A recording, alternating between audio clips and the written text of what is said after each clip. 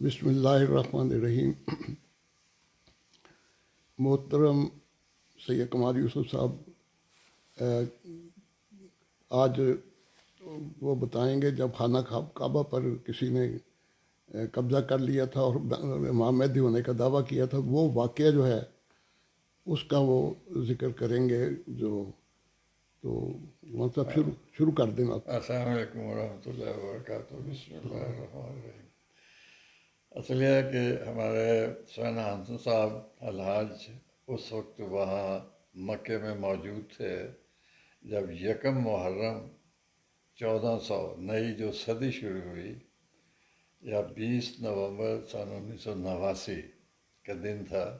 جی صبح کی نماز کے بعد ایک شخص جس کا نام تھا محمد بن عبداللہ قحطانی، اچھا چھوٹی عمر کا تھا، 25 سال کا نوجوان تھا۔ اچھا اس نے دعویٰ کر دیا کہ میں امام مہدی کہ میں مہدی ہوں اور آپ میری بیعت کریں۔ اب یہ خیال سارا پیدا، ایک تو اصل یہ ہے کہ سعودی عرب میں ایک جو سلفی طبقہ ہے، جی یہ اس کے بارے پتہ نہیں کون ہوں گے، لیکن اس میں بہت بڑی کنٹریبیوشن ایک ان کے کیا کہنا چاہیے، مذہبی لیڈر ہوتے تھے بن باز، عبدالعزیز بن باز۔ جی جی یہ بعد میں نابینا بھی ہو گئے۔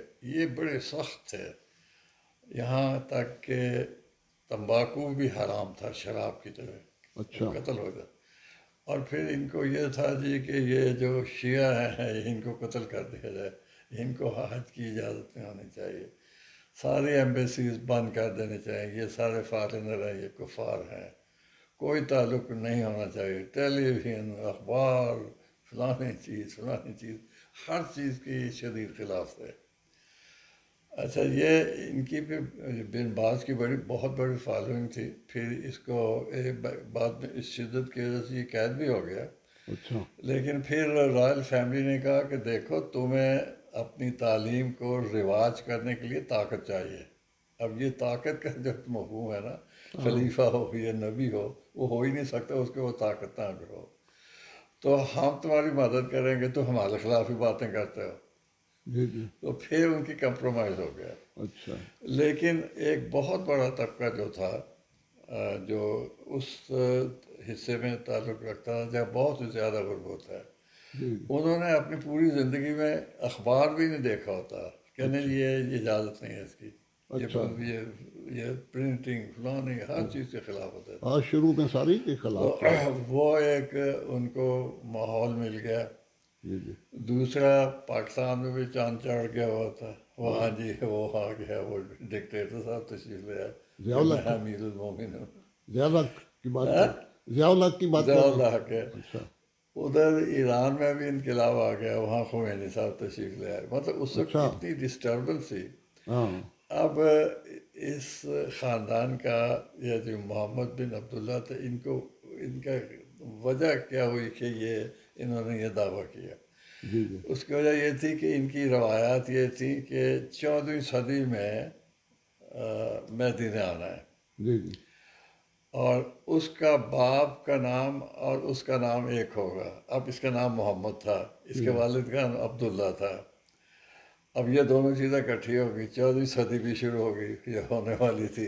اچھا تو اس کی ایک بہن تھی جس کو خواب میں بتایا گیا کہ میرا بھائی مہدی ہے، اچھا اور روایات میں یہ بھی ہے کہ مہدی خود نہیں کہے گا کہ میں مہدی ہوں، کوئی اور بتائے گا اس کو، بھائی تنوں نہیں پتا، تو مہدی ہے، ان کے منتے نہیں پتا۔ اچھا اور پھر اس کی بہن کو جو خواب آئی کہ میرا بھائی مہدی ہے، پھر سینکڑوں لوگ سارے سعودی عرب میں بھی، لبنان میں بھی، دوسرے ملکوں میں بھی ان کو خوابیں آنی شروع ہو گئی کہ جی مہدی آ گیا۔ اچھا تو یہ گراؤنڈ بن گئی۔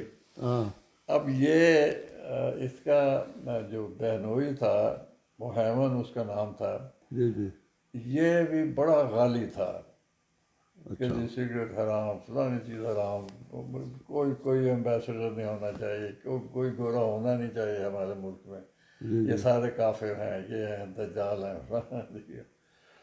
اس کی کچھ فوجی ٹریننگ بھی تھی، اچھا اور اس کو پتہ لگا کہ میرا جو بیوی کا بھائی ہے یہ بڑا یونیورسٹی میں بڑا پڑھا لکھا ہے، شاعر بھی تھا، تقریر بھی کرتا تھا، آہستہ آہستہ اس نے اپنی مسجد بھی بنا لی وہاں تقریر کے، پھر کچھ لکھنا بھی شروع کر دیا.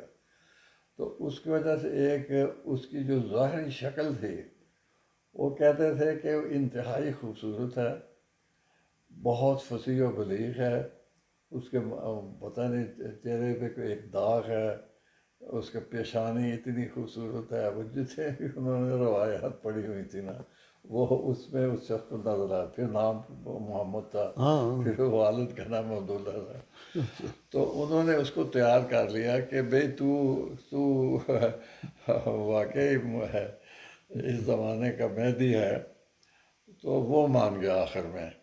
تو جی پھر جی. انہوں نے لانچ کیا، اس کی کافی کیا کہنا چاہیے ٹریننگ بھی تھی. اس کے جو بہن کا جو میاں تھا محمد، ہاں. وہ اس نے کچھ فوجی ٹریننگ لی ہوئی تھی، بڑا سخت جان بھی تھا. اچھا. اس نے پھر آ کے نا کچھ بندے لے کے آ گیا. اس نے سارے کے سارے، ان کو پتہ بھی نہیں لگا یہ سب سوئے ہوئے تھے، یہ کیا تھے. جتنے مینارے تھے اس نے اوپر گن مین بھی اسے وہاں کھڑے کر دیے اور اعلان کرا دیا کہ یا تو آپ مان جائیں یا آپ قتل ہو جائیں گے. تو اکثر لوگ اس 1 لاکھ کے قریب اس وقت مسجد میں تھے صبح کی نماز میں. اکثر تو چلے گئے، لیکن بعضوں نے کہا کہ نہیں سنتے ہیں یہ کیا واقعی مہدی ہے یا نہیں ہے. کچھ لوگ ٹھہر گئے. تو بہرحال انہوں نے پھر مسجد میں قبضہ کر لیا. پھر 2 ہفتے تک وہاں نماز کوئی نہیں ہوئی، نہ اذان ہوئی نہ کوئی نماز ہوئی. اچھا. تو ایک لمبا عرصہ یہ رہے، لیکن اکثر دنیا کو پتہ نہیں لگا اس کی وجہ سے کہ شرم کی وجہ سے سعودی عرب نے یہ فیصلہ کیا کہ ہم نے کسی کو بتانا نہیں کہ کیا ہو رہا ہے. اور سب سے زیادہ مدد کرنے والے تو ان کے امریکن تھے، کیونکہ ان کا تیل بھی تھا، ان کی وہاں فوجیں بھی بیٹھی ہوئی تھی. امریکن کو بھی کئی دنوں تک پتہ ہی نہیں لگا کہ بیت اللہ میں نمازیں نہیں ہو رہی. اچھا. اور پھر بعض لوگ یہ سمجھتے ہیں کہ جی پاکستانیوں نے بڑی مدد کی، حالانکہ بالکل پاکستان کو تو پتہ ہی نہیں تھا. اچھا. دوسرا یہ تیسرے دن ضیاء الحق کی ٹیلی گرام آئی جلالت الملک کو کہ جی مبارک ہو، آپ ماشاءاللہ آپ نے فوراً قابو کر لیا ہے یہ جھوٹے جو بھی آیا تھا مہدی، وہ سب مسئلے امن ہو گیا، یہ ہو گیا. حالانکہ وہ یہ پتہ ہی نہیں تھا کہ امن تو بالکل ہی نہیں، ابھی تو شروع ہوا تھا فساد. 1 ہفتہ 2 ہفتے رہا. لیکن ضیاء الحق کو یہ نہیں پتہ تھا کہ جی باقاعدہ وہاں جنگ ہو رہی ہے. اچھا. تو بہرحال یہ ایک شخص تھا مارا گیا محمد تھا بن تو اس میں، عبداللہ قحطانی. میں تو پھر اس کو مار دیا تھا شاید، ہیں؟ مارا گیا تھا نا وہ وہیں. نہیں پھر تو باقاعدہ جنگ ہوئی تھی. ہاں. جنگ ہوئی تھی. اصل میں ان میں مصیبت یہ تھی جس وجہ سے ہاں. وہ متردد تھے کہ گولی چلائی جا سکتی ہے نہیں کہ بیت اللہ میں.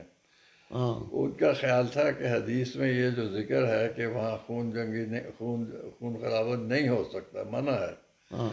تو وہ جنگ ہی شروع نہیں کر سکتے تھے. اچھا. انہوں نے پھر سارے علماء جو تھے، بن باز بھی اس میں تھا، اس کو سب بلایا کہ جی ہمیں فتویٰ دیں، ہم کیا کریں.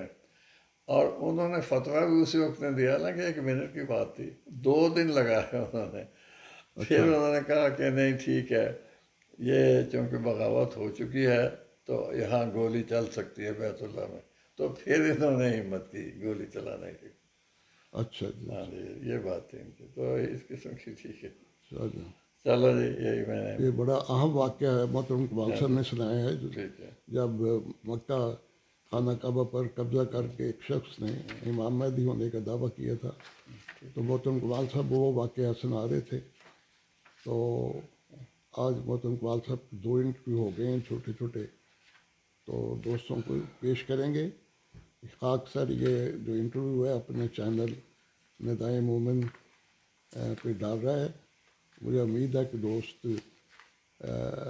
اس سے استفادہ کر رہے ہوں گے، اور اگر دوست چاہیں تو اپنا تبصرہ بھی بھجوا سکتے ہیں تاکہ ہمیں علم ہو کہ آپ دوست اس سے کتنا استفادہ کر رہے ہیں. جزاکم اللہ خدا حافظ.